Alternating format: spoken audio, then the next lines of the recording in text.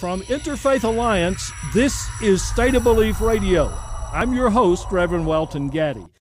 All week long, we've been subjected to furious debate about some controversial statements made by Mitt Romney at a fundraiser earlier this year, statements that were secretly recorded and have now become ubiquitous. In a nutshell, the candidate seems to dismiss 47% of the electorate as permanently dependent on government services, paying no income taxes, and therefore beholden to Barack Obama. The president faced a controversy during his first run for the White House that also hinged on secretly taped remarks that seemed to write off some voters as being beyond reach. Whether or not either man really meant what he seemed to say, what's more important to understand is this: whether there are such massive, intractable blocks of constituents in this country.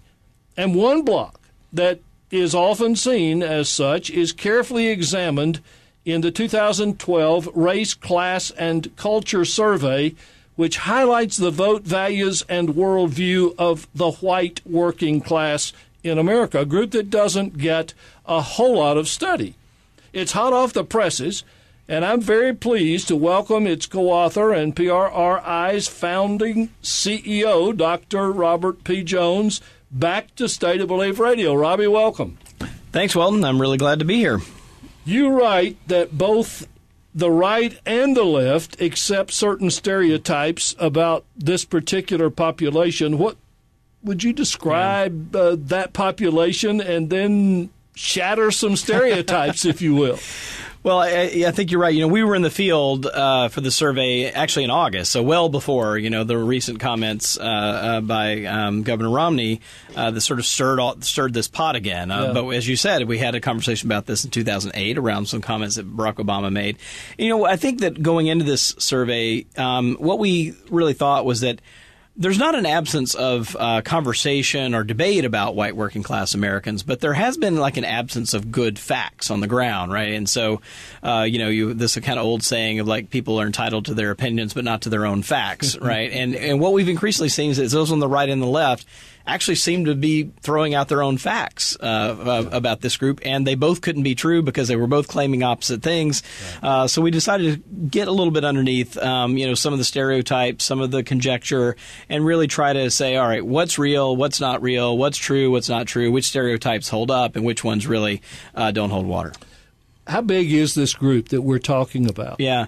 So we might call this the 36%, right? So Romney's kind of introduced us to the 47%. It's kind of rare in American public life that we have a percent sign getting so many headlines. But so we'll pick up on that. This represents the white working class represents 1/3, a little bit more than a third. So 36% of the American population. It's a very large group in the country. And just I should say a bit about definition here that we're talking about people sort of white, non-Hispanic Americans without a 4-year college education and who have non-salaried jobs. That is, they get paid by the hour or by the job.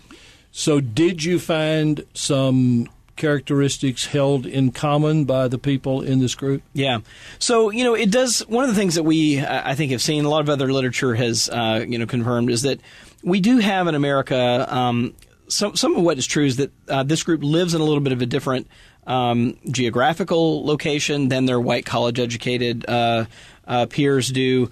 So they're more likely, for example, to live in rural areas than they are to live in urban areas. They are also, when you look at the communities and you ask them what big problems are in their communities, you can actually see, that we've had this kind of gated community complex where increasingly wealthy Americans are living apart from Americans who are facing more economic challenges. And we kind of see this in the data where when we ask about the biggest problems facing communities, 2/3 of the white working class say lack of jobs are a serious problem in our community, and a bare majority of white college-educated Americans say this. A majority of white working class Americans say that a lack of opportunity for young people is a serious problem in our community, and less than a majority of white college-educated Americans say that. So they're geographically in different places, but also I think even within the same locales are living in communities that face very different problems. if these voters are going to the polls in November to try to solve national problems as they see them, what are the national problems? And I guess and let me also just say this: are they interested in national problems, or are they just interested in personal? Yeah. Well, I think it is the economy, right? I mean, this is not surprising, right? This is a group that has been one of the hardest hit groups in the economy. Just one little thing about them, they are working more hours per average. So they're working on average 51 hours per week compared to only 46 hours per week of white college-educated workers. Yet, even though they're working harder, they are far more likely to report that their financial situation is in fair or poor condition, whereas a majority of white college-educated people say that they're actually in good or excellent shape. So they're working harder, doing less well, and that they've been hit really hard with the economy. So they do say, like in my local community, the biggest problem is a lack of good jobs and opportunities for younger people. But also, when you ask them what's the most important thing in their presidential vote, on the national scene, by far the economy. Will they vote? Yeah. They are registered to vote at slightly lower rates than their college-educated peers are among whites. However, they are going to make up about 3 in 10 voters in the fall, and so that's a really important segment. My guest is Dr. Robert P. Jones, CEO of the Public Religion Research Institute, which has just released a comprehensive new survey titled Beyond Guns and God: Understanding the Complexities of the White Working Class in America. It's a terrific study that I hope you'll take a look at. Robbie, you've already said that this segment of the population is far more diverse in almost every measure than is commonly assumed. So, based on your research, who is the 2012 presidential candidate for the white working class? Yeah. Well, overall, it's clear that Mitt Romney is doing fairly well in this group. So he leads overall among the white working class, 48% to 35% compared to Obama. But in another way, you might want to ask, well, which segment of the white working class, are you talking about? Because while he's doing well among white working class Americans in the South, those who are over the age of 65, those who are Protestant and men, he's winning handily among those groups. But among a bunch of other groups, he's actually in a dead heat with President Obama. So among Catholics, among younger white working class Americans, among white working class Americans in the Northeast and the Midwest, and among women, it's actually a statistical dead heat between Mitt Romney and Barack Obama. And that's likely to come as a surprise, I think, and breaks a little bit against the conventional wisdom that this is a Republican constituency that is just locked up. That's a really interesting point. It makes me wonder whether or not what kind of attention do these people get in the process of an election? And what you just said about that it's not locked up by anybody. Are they getting I know you didn't get this in your polling, but are they getting the kind of attention you would think, given their possibilities? Well, clearly, particularly in the Midwest, I mean, this is where this group is really important. So white Catholic, white working class Americans are really important in places like Pennsylvania, places like Ohio. These are real battleground states where, in a close election, this group absolutely can tip the election one way or the other. And what we see is that Romney is doing well, but when we look historically back at how well McCain did, how well Bush did, and McCain lost, but he's not really even pulling up even with where McCain was. So he really needs to do much better than he's doing, even though he is winning overall. I see. Your report alludes to Barack Obama's 2008 Guns and God remark. In fact, it's right there on the headlines of it. Just as you were releasing this report, candidate Romney was receiving a lot of attention for, in effect, writing off 47% of the electorate as unreachable by his campaign. And you just talked about the fact that a lot of these people were committed to Romney. Is there anything in your research that helps either validate or invalidate Romney's statement about the 47%? Because a percentage of the population you actually surveyed qualifies as the working poor. Yeah. Which is going to be reflected in whether they pay any income tax, and some members certainly receive government benefits. Right. Well, one thing we know about, the 47% that has now become quite famous is that 4 in 5 of them are in households with incomes of under $30,000 a year, right? So that group, when we look inside the white working class, that group makes up about a third of the white working class Americans, and so it's a fairly big group of this group, a subset of this group. But we know that this group is, they're working very hard. So it kind of cuts against the image of, people who are sitting around waiting on their government check. Mm-hmm. And what's interesting about this group is that even though, for example, 1 in 5 of this group of white working class Americans has been the beneficiary of things like food stamps or unemployment benefits, those kinds of things. Even among this group, they still have concerns about government programs creating dependencies. So there's some real complexity here. So on the one hand, they might agree with Romney on some of the on the face of it, right? Mm-hmm. But their life experience is actually something quite different from that. So I think there's a real complexity here. But I think where they'll get off the train and maybe, be not so happy with the remarks is really anything that applies that, as maybe Charles Murray's book did earlier this year, that one of the reasons why they're in trouble is because they've lost a strong work ethic, they've become lazy. That's just not the picture we see here, as people who are working very hard as they are, and also looking, and experiencing a pretty tough time in this economy.